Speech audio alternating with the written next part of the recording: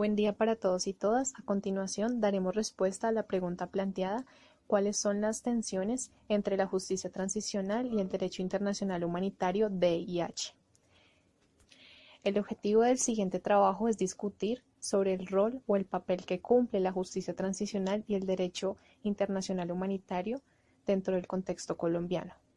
realizando un análisis situacional y comprendiendo por qué hasta el día de hoy no se ha logrado una política de paz que garantice la justicia, verdad y reparación de las víctimas. Uribe enmarcó el conflicto colombiano en la lucha global contra el terrorismo que se planteó a partir del 11 de septiembre del 2001. En ese orden, la ejecución de una política antiterrorista niega implícitamente la existencia del conflicto armado y tiene implicaciones sobre la situación colombiana, pues no pueden ser iguales las estrategias jurídicas y políticas para enfrentar una amenaza terrorista que para superar el conflicto armado. Una amenaza terrorista solo tiene como opción el sometimiento a la justicia ordinaria y a las acciones militares. Por el contrario, el conflicto armado se puede abordar desde una negociación política con pretensiones de paz. A propósito, en varias oportunidades, los miembros del gobierno defendieron la tesis de que en Colombia no existe un conflicto armado, sino una amenaza terrorista contra una democracia y la ciudadanía. Una de las tensiones entre el derecho internacional y la justicia transnacional en Colombia es que en Colombia pues es un estado con una legislación progresiva y avanzada en materia de protección de los derechos humanos. No obstante, debido al conflicto armado, el país se ha caracterizado por las constantes violaciones de los derechos humanos y el derecho internacional,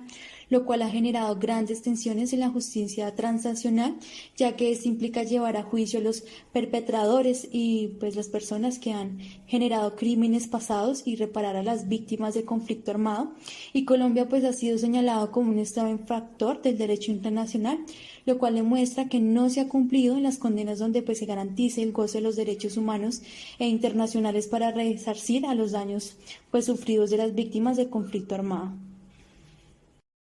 Otra de las tensiones entre el derecho internacional humano y la justicia transnacional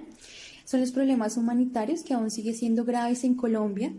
Mientras el Estado colombiano no ejecute acciones políticas encaminadas a garantizar la protección de los derechos humanos y el cumplimiento de los derechos internacionales humanos,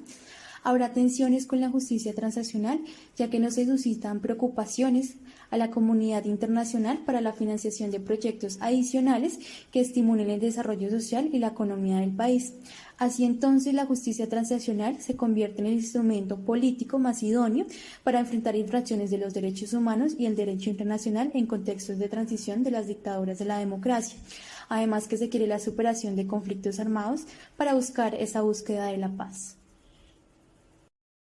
La justicia transicional en Colombia tiene como objetivo llevar a juicio a los perpetradores, revelar la verdad acerca de los crímenes pasados, reparar a las víctimas, reforzar las instituciones abusivas y promover la reconciliación. Es así como se convierte en el instrumento jurídico político más idóneo para enfrentar las infracciones a los derechos humanos y el derecho internacional humanitario, en la superación de conflictos armados hacia la búsqueda de paz. Después del proceso constituyente de 1991 surge un decreto, el 128 del 2003, el cual reglamenta según la ley que otorgará beneficios judiciales que se materializarán a través de mecanismos como el indulto, la cesación de procedimiento, la preclusión de la instrucción, la resolución inhibitoria y la suspensión condicional de la ejecución de la pena. Estas reglamentaciones no incluyen mecanismos para el resarcimiento de las víctimas, por lo cual se omite el deber internacional de reparación internacional.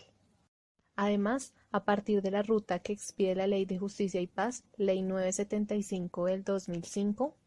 en la cual se incorporan estrategias jurídicas para la desmovilización de miembros de grupos armados organizados al margen de la ley, se alude que esta no viene acompañada con medidas de reparación para las víctimas, es decir, que no se garantiza el derecho de las víctimas a la reparación integral y la verdad. De modo que al no cumplir ni diseñar mecanismos rigurosos de investigación, esta podría interpretarse como la negligencia estatal y la no construcción de recursos efectivos de justicia que busquen la verdad,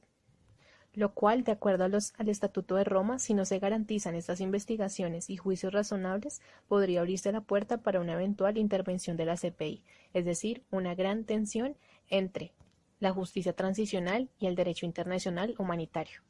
En este sentido, si se da una eventual intervención de la Corte, esta expresa que todo proceso de paz debe sujetarse al cumplimiento de los parámetros internacionales en materia de derechos humanos. Y se considera que la concesión de rebajas de penas a los actores armados que han cometido crímenes atroces a lo largo de la historia pueden ser tenidos en cuenta como un medio necesario para alcanzar la paz, pero si no dispone de mecanismos apropiados para su debida protección, que garantice suficientemente los derechos de las víctimas, a la justicia, la verdad, la reparación y la garantía de no repetición, este no sería reconocido como constitucionalidad, por ende no estaría dando respuesta. Es así como la verdad, la justicia y la reparación resultan ser una herramienta fundamental en la integridad para el caso colombiano. También resulta necesario hablar de las extradiciones, ya que son un obstáculo para avanzar en el cumplimiento de los objetivos de justicia y paz, ya que tal situación impacta directamente a los procesos y disminuye las posibilidades de encontrar la paz, la justicia y la reparación a miles y millones de víctimas. Esto de cierta manera imposibilita el diseño de estrategias que eviten la repetición de los abusos cometidos, lo que constituye un aspecto fundamental de la justicia transicional. Además, otra de las tensiones que se provocaron en su momento, debido a que el gobierno interpretó la entrega de una suma de dinero como una reparación adecuada, omitiendo la importancia de la restitución de bienes, de la rehabilitación física, psicológica, y no se mostró interés por el esclarecimiento de los hechos. De esta manera, la justicia, verdad y reparación no se puede asumir simplemente por la vía administrativa, sino que también requiere de la responsabilidad política con el proceso de paz y jurídica con garantizar la vida y demás derechos de las víctimas. Para concluir, otro de los aspectos más preocupantes que contrarían el deber internacional del Estado sobre su responsabilidad en el proceso de reinserción social de los excombatientes ha sido el proceso de desmovilización, ya que muchos de estos amnistiados siguen delinquiendo, siendo cabecillas y retornando a controlar territorios y algunas estructuras paramilitares que siguen intactas. Así, una vez más, no se cumple con los compromisos internacionales, ya que existe la obligación de verificar la efectiva desmovilización, la reinserción a la vida civil y el desmonte de las estructuras de los grupos armados al margen de la ley. Frente a esta situación, es el Estado quien debe brindar a las víctimas protección, ya que se ha evidenciado que en ocasiones estas víctimas han estado sometidas a nuevos abusos contra sus derechos, ya que no son protegidos integralmente y han sido atemorizadas para que no acudan a los estrados judiciales.